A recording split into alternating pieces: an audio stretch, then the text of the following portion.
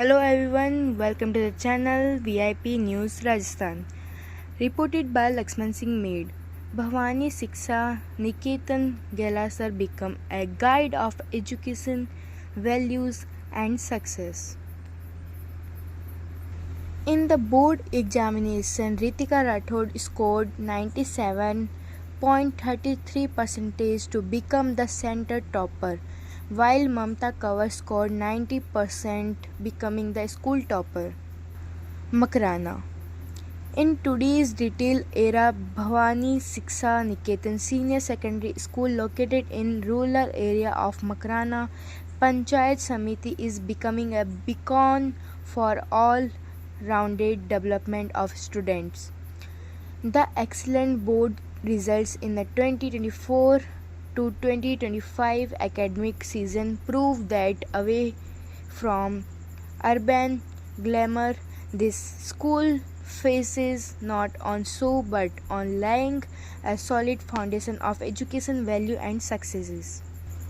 Class 10th student Ritika Rathod became the center topper with 97.33%, while class 12 student Mamta Kanwar topped the school with 90%, brightening pride of their families, societies and the village of the Gelasar.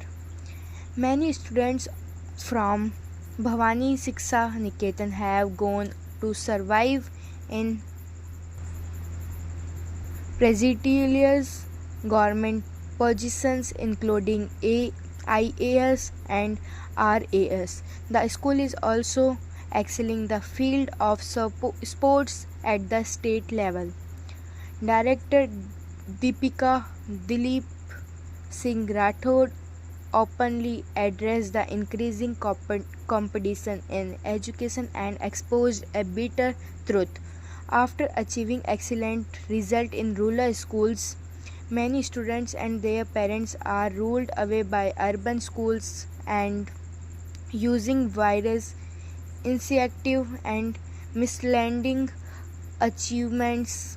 She highlighted that while students in rural schools have shown a 30% improvement, urban schools have only seen around 5% progress. Urban schools, she sees, spend lakhs of rupees on achievements and billboards to mislead parents, while the foundation of the students they showcase was actually laid in rural schools like theirs.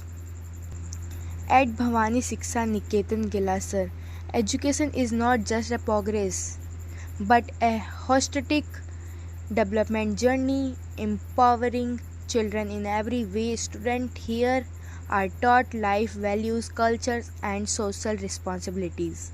Along with academics, the success seen in 10 to 12 general grade result in increase of 17 to 30% in the outcome of hard work and integrity of the school directors and staff. Local villagers told the media that education is not only a vital part of every individual's life but also a guiding force of a bright future. Choosing a school that offers not just good education but also mental, physical and intellectual development is initial.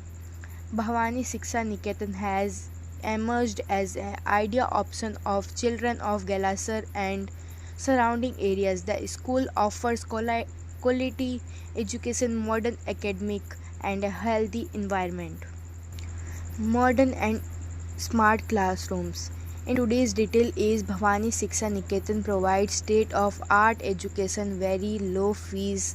The classrooms are specially designed to support learning, making the progress more effective. The school campus is beautiful and eco-friendly, giving students a chance to connect with nature while learning the true value of life.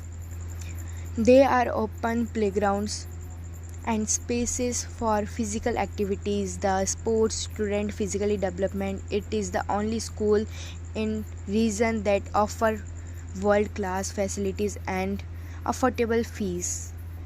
The school building includes computer labs, smart classrooms, seminar halls, and library to support students' growth.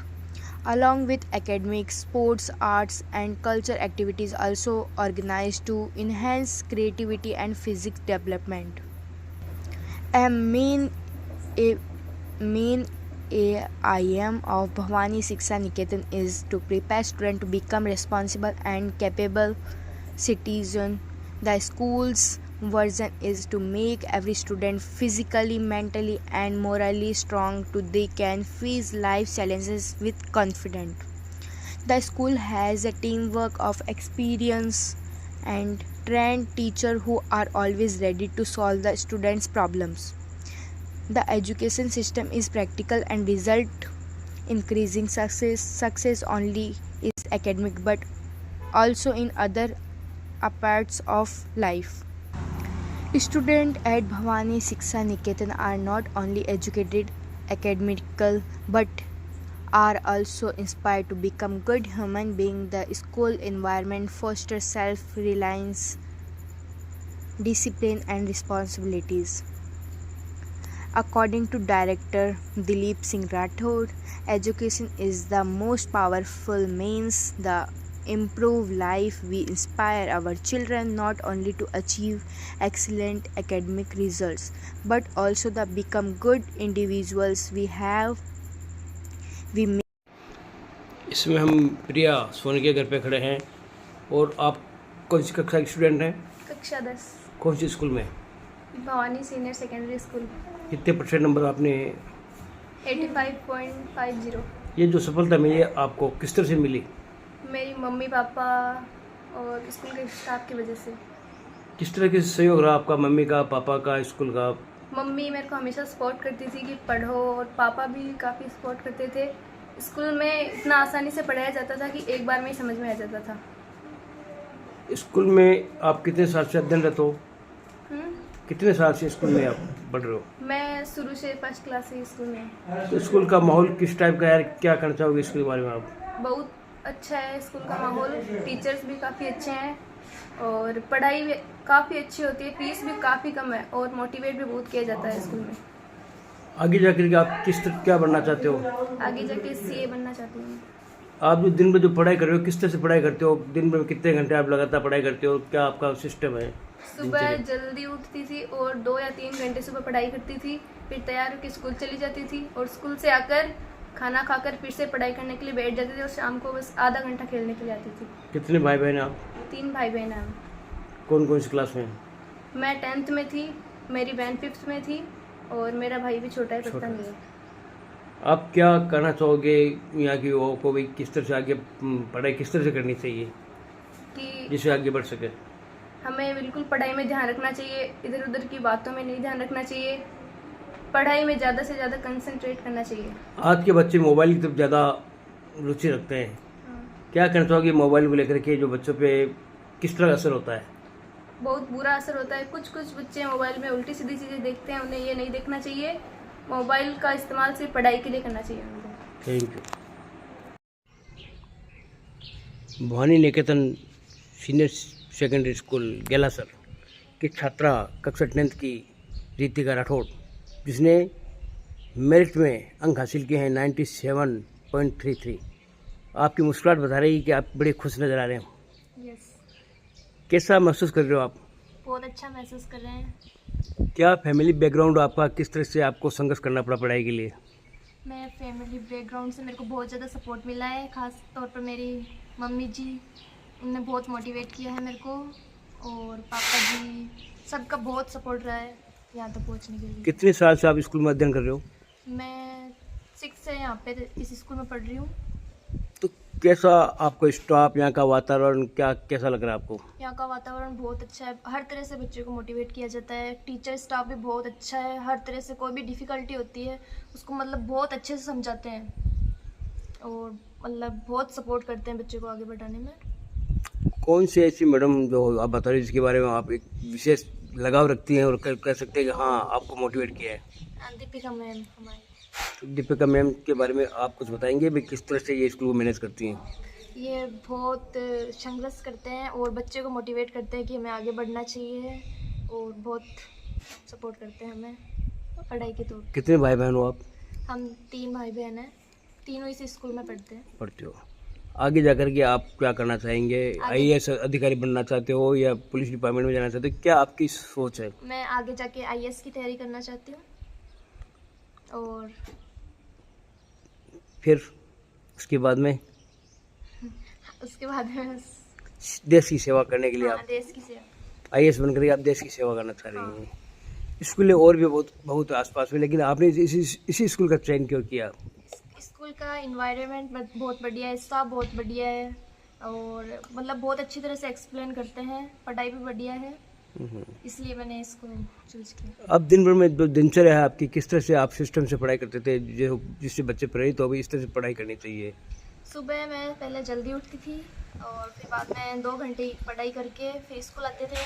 School के जाते हैं चाय, बाद में खाना वाना खा के तैयार होके वापस पढ़ने बैठ जाते थे और शाम को बस लगभग 6-7 घंटे पढ़ाई करते थे। घर में किस तरह का आप घरेलू कार्य में भी आपका कोई सहयोग रहता था मम्मी को, पापा थोड़ा को? बहुत, वरना मेरी मम्मा बोलती थी बस पढ़ाई करो आप, तो बहुत सपोर्ट रहा है कि आप पढ़ाई करो, आपको काम करने की जरूरत नहीं। अच्छा। थोड़ा बहुत करते थे। अब ये जो आपके जो साथी स्टूडेंट्स हैं उनको क्या कहना चाहोगे? आने वाली पीढ़ी को क्या कहना चाहोगे? किस तरह से ये तैयारी करें?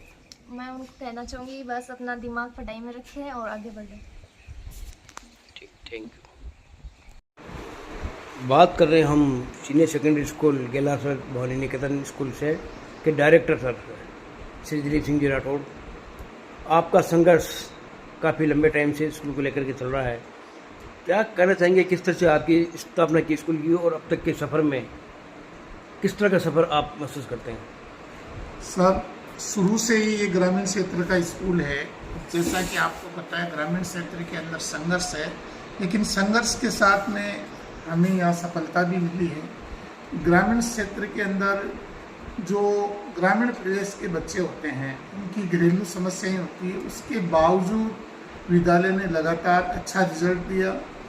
आज भी संस्था के अंदर बहुत सारे बच्चे जिन्होंने 90% से अधिक अंक प्राप्त किए हैं और ख़ास तौर से बिटिया जो रितिका राठौड़ है, इसने अभी 97.33 अंक प्राप्त करके स्कूल का नाम रोशन किया है। और इसके अलावा अन्य बच्चे भी हैं जो ग्रामीण पृष्ठभूमि के होते हुए भी बहुत अच्छा रिजल्ट दे रहे हैं स्कूल में। ये हमारे लिए खुशी का मौका है, खुशी का अवसर है। प्रश्न को लेकर के एक बात सामने आती है कि कई स्कूलों के बच्चों को हाईजैक कर लिया जाता है। बिल्कुल सही बात है सर। ग्रामीण क्षेत्र की स्कूल जो हमारे बच्चे होते हैं, होनहार बच्चे होते हैं, शहरों की बड़ी बड़ी स्कूलों के जो डायरेक्टर्स होते हैं वो इनको लुभावने लालच देकर और बच्चों को अपनी तड़क भड़क दिखाकर बच्चों को आकर्षित कर लेते हैं। हमारे यहीं भी ऐसा होता है। 10th क्लास के अंदर जो बेस्ट परसेंटेज के बच्चे होते हैं उनको ये हाईजैक कर लेते हैं और शहरों की तरफ हमारे बच्चे पलायन हो जाते हैं, जिससे हमारे बच्चों को 1-2% ज़्यादा बढ़ाकर वो अपनी संस्था का एक रिकॉर्ड बताते हैं। जबकि आज मैं आपको बता दूं कि हमारे यहाँ जो बच्चे ग्रामीण क्षेत्र के बच्चे हैं, जो बच्चे 50% नंबर लेके आए थे, आज 30% बढ़ा के वो 80% पे गए। 40% वाले बच्चे 70% पे गए। जबकि वहाँ हमें देखने को मिल रहा है कि जो हमारे बच्चे 90% यहाँ बढ़ाकर जाते हैं, उनको 92-93% या 95% अंक अर्जित करते हैं वो बच्चे, तो वो कुल मिला के 5% अधिक अंक प्राप्त कर रहे हैं। जबकि हम यहाँ संघर्ष कर रहे हैं, हम यहाँ 50% वाले बच्चे को 80% तक लेके जा रहे हैं।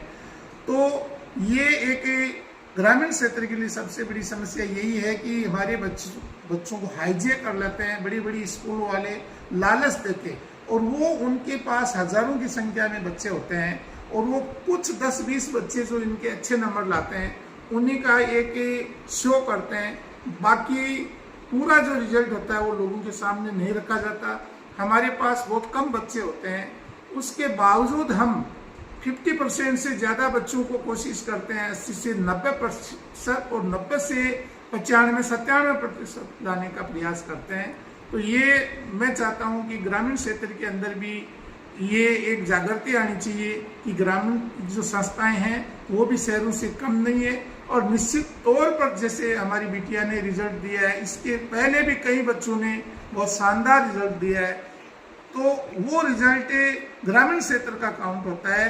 और आज दिखावा ये होता है कि बड़े बड़े अखबारों के अंदर ये लाखों रुपए के विज्ञापन देते हैं, लाखों रुपए प्रचार प्रसार में लगाते हैं और लोगों को भ्रमित करते हैं। इस भ्रम की अवस्था से लोगों को बाहर आना चाहिए और ग्रामीण परिवेश की संस्थाओं के ऊपर विश्वास करना चाहिए। आपके आसपास कई शिक्षण संस्थाएं हैं क्षेत्र में, लेकिन आपके स्कूल से कई बच्चे IAS, RAS, अन्य कई सरकारी नौकरियों में। बिल्कुल सर, यहाँ पढ़े हुए बच्चे हमारे बड़ी खुशी की बात है कि यहाँ अध्ययनरत बच्चे चाहे LKG में हो, 5वीं में हो, कहीं न कहीं वो पढ़ के आगे बढ़े, यही हमारे लिए सबसे खुशी का अवसर है। और निश्चित तौर पे सफलता गांव के अंदर निवास करती है। ये हमें मानना पड़ेगा कि हमारे गांव के बच्चे बहुत कुछ कर सकते हैं, मेहनती होते हैं, कठोर मेहनत करते हैं, घर परिवार के की जो समस्याएं हैं उनके साथ साथ इतना बेहतर रिजल्ट देते हैं। ये हमारे लिए सबसे बड़ा खुशी का अवसर होता है। आपके स्कूल से जो IAS जो बने, एक कोई जहांगीर करके कोई बता रहे गेला सर से बने, जो आपकी स्कूल स्टूडेंट भी रही हुई है। हाँ, क्या जो हमारे घर के सामने ही है, जो हमारे यहाँ से गेलासर गांव के IAS है। इसके अलावा भी आसपास के गांव के बच्चे जो RS लेवल पे RSP बने हैं और अन्य जो फर्स्ट ग्रेड की बड़ी बड़ी नौकरियां उन्होंने हासिल की है। एयरफोर्स है, नेवी है, आर्मी है और विदेशों के अंदर भी NRI के रूप में बहुत अच्छा अपना स्थान मुकाम जो उन्होंने हासिल किया है। यही हम ईश्वर से आशा करते हैं कि ये बच्चे भी आगे जाके स्कूल का, गांव का, अपने घर का नाम रोशन करें। शिक्षा नीति को लेकर के आपका क्या कहना है वर्तमान जो शिक्षा नीति चल रही है? शिक्षा नीति को यही है कि निश्चित तौर से प्रतिस्पर्धा का समय है और बच्चों को कठोर से कठोर मेहनत करके जो कुछ लोग शॉर्टकट रास्ता अपनाते हैं सफलता के लिए, वो मैं समझता हूँ गलत है।